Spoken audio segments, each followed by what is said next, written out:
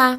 Sejam muito bem-vindas e muito bem-vindos a mais um episódio do podcast Tese de Investimentos, do Investing.com Brasil, em que a gente conversa sobre as opiniões de diferentes analistas em relação a uma mesma ação. Eu sou Ana Júlia Mesadri e aconselho vocês a irem se acostumando com a minha voz, porque eu vou aparecer muito mais por aqui daqui para frente. Hoje a gente vai conversar sobre Lojas Renner, uma ação queridinha de um setor queridinho que é o varejo, mas que nem por isso deixa de criar algumas controvérsias entre os analistas. Nesse podcast, você vai escutar as opiniões de Pedro Serra, gerente de Research da Ativa Investimentos, Phil Soares, chefe de análise de ações da Orama Investimentos e Gustavo Ribas, analista da Rich Capital. Mas antes da gente começar, eu lembro a vocês que esse podcast existe também em formato de texto lá no nosso site.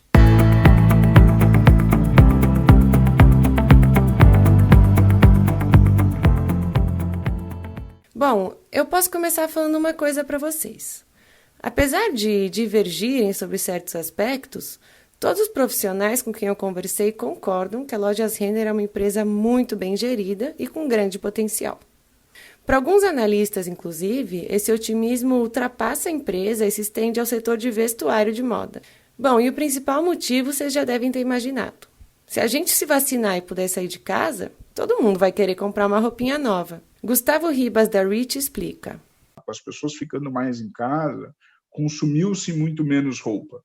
E a tendência que a gente vê em todos os países que já estão um pouco mais avançados do que o Brasil, nessa saída aí da quarentena, né, na reabertura da economia, é um consumo muito forte de roupas, das pessoas voltando a comprar roupa, não só para voltar para o escritório, para voltar para a vida física, entre aspas, né? Como também uma forma de exteriorizar uma alegria, né, de sair desse lockdown que obviamente ninguém gostou, né? E não é só isso. Apesar do crescimento do e-commerce, ainda tem muita gente que prefere ir até a loja e provar a roupa antes de comprar, para ver se caiu bem, essas coisas. Como coloca Phil Soares, da Orama. O varejo em geral, ele foi afetado sim, mas o vestuário especificamente foi bastante mais afetado do que o resto do varejo, porque tem aquela coisa, né, do cliente que gosta de comprar ao vivo para ver se o que ele está comprando serve, se o tamanho está correto, se o tecido é agradável. Então, historicamente, ao longo dos anos, o varejo de moda tem sido o mais difícil e o mais atrasado na questão da digitalização, exatamente por causa dessa especificidade. E o que a gente viu foi que, foi o impacto disso, né, no meio de uma pandemia que lojas físicas não podiam abrir. A Renner é uma empresa que tem 600 lojas físicas, né, dessas 600, 500 são de vestuário e 100 são de decoração, mas, enfim, é o vestuário que traz o grosso da receita e do lucro da empresa. Então, foi uma das mais afetadas, né? Então, o que acontece é que, assim como ela, por um lado, foi uma das mais afetadas, pelo outro lado, vai ser também uma das que vai mais se recuperar em relação ao ano anterior, com a normalização. Então, não tem como não estar otimista numa perspectiva de, né, vacinação que a gente tem aí. Já estava parecendo que nesse episódio do nosso podcast todo mundo ia concordar em tudo, né? Mas não. Recentemente, a Renner concluiu uma capitalização bilionária, que tem dividido opiniões no mercado. Para Phil Soares, o movimento faz sentido, considerando que o caixa do ano passado foi inferior ao que é o normal para a empresa. Já o Pedro Serra, da Ativa, tem uma visão diferente. Aqui cabe uma crítica, assim, a gente viu o mercado até criticando um pouco, a gente teve ali um evento ali da Hering com a Arezzo, que depois acabou sendo o Hering com o Grupo Soma, e logo na sequência a Renner fez essa captação. E aí, alegando ali que poderia ou investir em crescimento orgânico ou investir em aquisições. Se fosse só aquisições, aí a gente viu realmente algumas coisas que a gente concorda, é que a Renner não ia precisar fazer a captação primeiro para depois fazer a aquisição. Ela pode anunciar uma aquisição e depois fazer a captação. É perfeitamente possível fazer isso, aliás, é comum em empresas que têm um acesso a capital mais fácil, né, como a Renner. Ela pode simplesmente utilizar o banco para fazer um empréstimo ponte e você faz a aquisição, anuncia, o banco te empresta lá para você fechar o negócio e, na sequência, você faz uma captação no mercado e paga esse empréstimo ponte, sem problema nenhum. Mas a gente imagina que o setor, de um modo geral, vai passar por uma consolidação.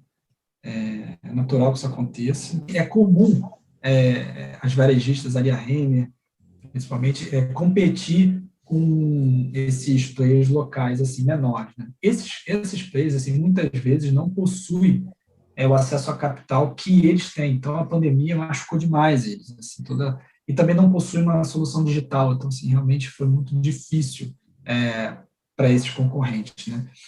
Isso significa que muitos, infelizmente, né, vão fechar, e aí no corredor que tinha 5 concorrentes agora vai ter 4 ou vai ter 3, e outros que não fecharam, mas podem estar ali mal das pernas, e aí pode ser uma oportunidade para quem está capitalizado de fazer uma aquisição estratégica, ganhar mercado, ou então adicionar uma marca nova, alguma coisa do tipo. Essa hipótese de que o follow-on seja usado para uma ou mais aquisições tem bastante força e é apontada também por Gustavo Ribas. A Renner fez uma oferta, um follow-on, no final de abril, de um pouco menos de 4 bilhões de reais, com um discurso não tanto focado em M&A, mas uma expectativa do mercado muito focada nisso. A própria companhia diz que está olhando várias oportunidades, não só inorgânica, mas também envolvendo movimentos orgânicos de parceria. Mas o mercado, obviamente, fez a conta e viu que esses 4 bilhões de reais é muito dinheiro para um movimento puramente orgânico. Existe uma pressão muito forte interna na companhia para que isso seja feito. Nós temos visto um grande movimento da Renner na contratação de pessoas para times de desenvolvimento de negócios, de planejamento estratégico. O que nós temos conseguido verificar no mercado é que eles estão olhando muita coisa ligada ao digital, querem muito fazer o marketplace, consolidar melhor o marketplace da companhia. Pode ser um player não só muito focado em roupa, mas que acabe trazendo muito tráfego digital, e pode ser uma aquisição maior ou vários targets pequenos. Resta esperar para ver o que a Renner vai fazer com esse dinheiro todo. Agora, além disso, apesar de todos serem otimistas, os analistas com que eu conversei levantam alguns alertas para você que tem ou está pensando em ter ações da Renner na carteira. O primeiro deles, segundo Pedro Serra, tem a ver com a velocidade da reabertura da economia. A própria vacinação pode ser um risco. A gente está cada vez mais otimista em relação à vacinação. Não poderia ser um risco, né, se a gente tiver algum tipo de problema. Por exemplo, a gente está vendo assim, o número de casos de Covid no Brasil, eles estão persistentes, né? Eles não estão subindo, mas também não está caindo, parece que está resistindo ali. Mas mas o número de mortes tem caído. Então, assim, o que acontece? A população mais arriscada ali está sendo vacinada, né? Os grupos de idades ali mais. Então, de alguma forma, vai gerar um sentimento ali de as pessoas vão se sentir mais confortáveis, né, de voltar a fazer eventos, festas e tal. Então, talvez isso seja um pouco do risco, né? A gente espera que isso aconteça, então talvez isso não aconteça na velocidade que a gente pensa. Pode ser um risco.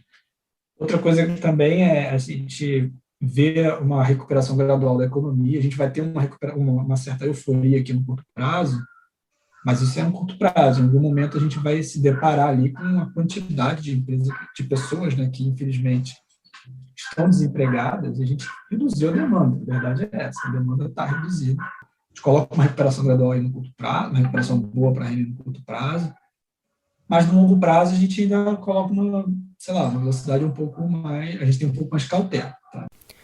Fio Soares levanta outro ponto. O risco é a cultura deteriorar, né? Que foi o grande medo aí na saída do Galó em 2019.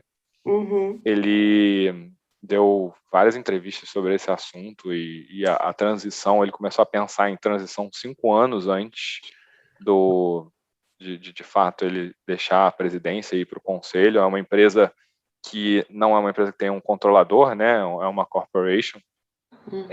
Ela teve um controlador por um bom período, que foi a T. Rowe Price, foi a JCPenney lá fora, e não tem mais. Então, isso é uma preocupação que eu acho bastante cabível e razoável, porque o vestuário é um negócio bem competitivo, então isso é uma coisa. Negócios bem competitivos, tradicionalmente, empresas que não têm um dono controlador que toca a empresa, né, que dita o ritmo e a cultura da empresa, tradicionalmente não são bem-sucedidas, mas a Renner foi. E aí, só que você tem o Galó, que é um executivo, um dos melhores executivos do Brasil, que deixou a empresa, agora está no conselho. Então, toda a questão sobre se o novo management vai conseguir manter essa cultura e manter a empresa competitiva é uma discussão super relevante que eu acho que tem que ser acompanhada assim, trimestre a trimestre, porque é uma ameaça de verdade. É um setor muito competitivo. E aí, me conta, deu para entender um pouco mais sobre as expectativas em torno da Renner e do setor de varejo de moda? Acha que vale a pena investir nela em busca de segurança? Comenta lá no nosso site o que você achou e não esquece de nos acompanhar nas redes sociais. Até mais!